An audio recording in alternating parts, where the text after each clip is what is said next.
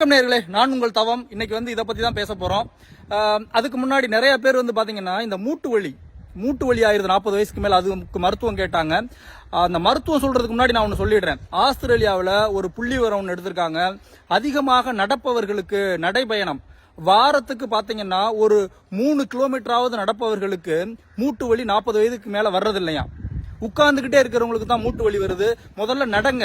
நம்மளுடைய முன்னோர்கள்லாம் பல கிலோமீட்டர் நடந்தாங்க.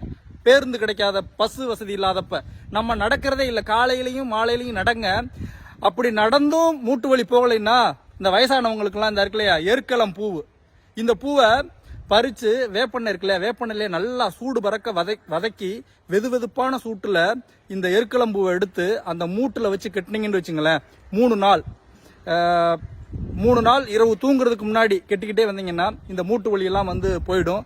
ஆனா இதை யாருமே கண்டுக்கிறது இல்ல. பக்கத்துல இருந்தா கூட நீங்களாவது கண்டுக்குங்க. நன்றி.